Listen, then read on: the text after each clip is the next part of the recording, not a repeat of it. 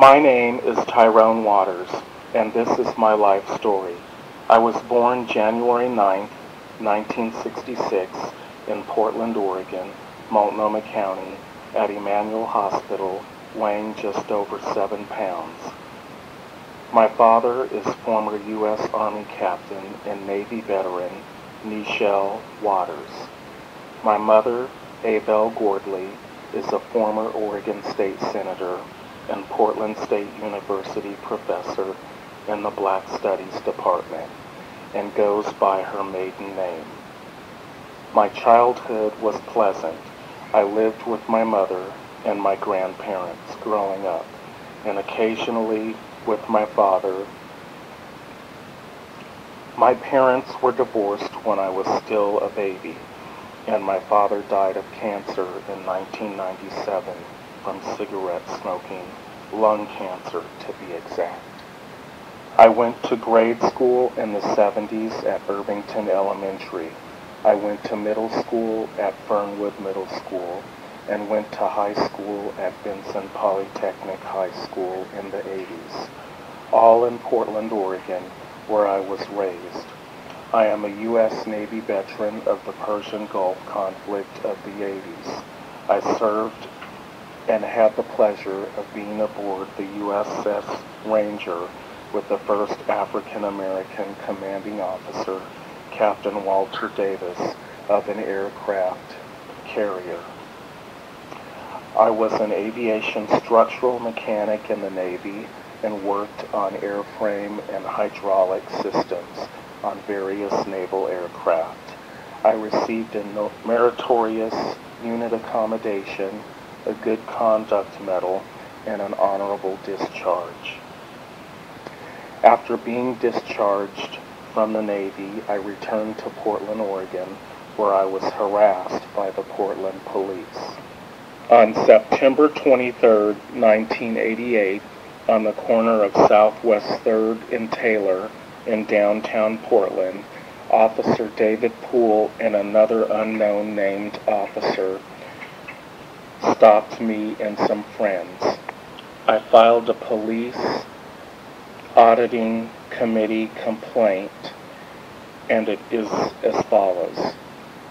Mr. Waters and a friend were stopped by 2 mounted police officers and asked to show identification. At this time, another friend of Mr. Waters stepped out of Mr. Waters' car and was given a pedestrian violation for supposedly stepping off the curb into the street. Mr. Waters alleges that at this time, Officer Poole and his partner made sarcastic remarks concerning the viability of these men being gay homosexuals and that they were prostitutes. After filing the complaint with the Portland Police Bureau, Police Chief Richard D. Walker of the Portland Police Bureau wrote the following response on November 10, 1988. It is unfortunate that you took offense at a line of questioning that informed you that a specific area of town is used by homosexuals to engage in male prostitution.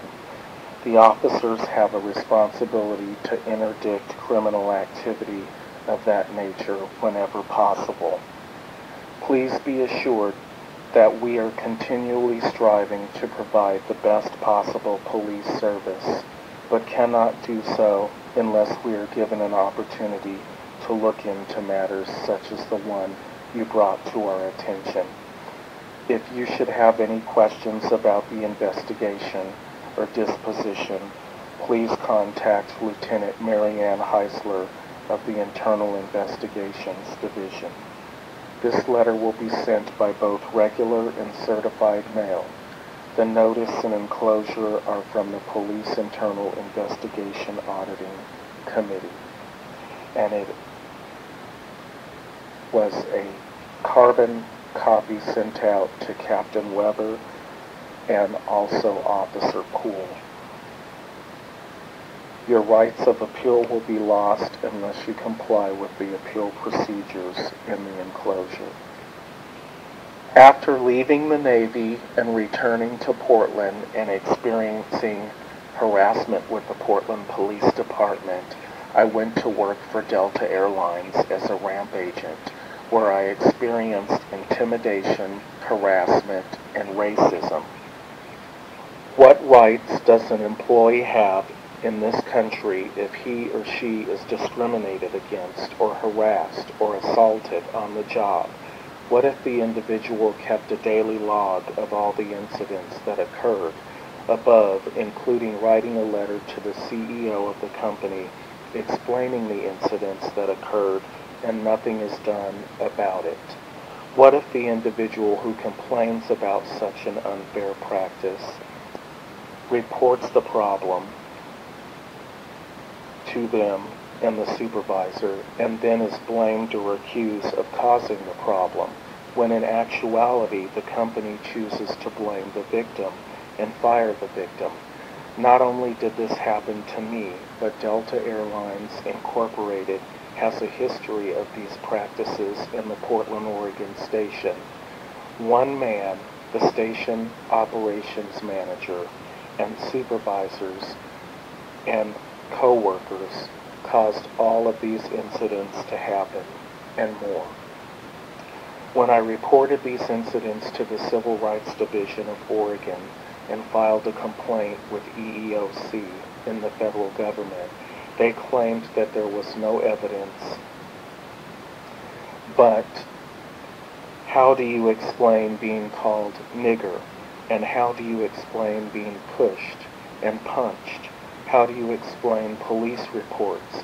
How do you explain reporting 25 incidents to supervisors and nothing being done about it? What type of an airline is Delta Airlines if it allows such practices to go on in the workplace and then fire the victim for complaining about such practices?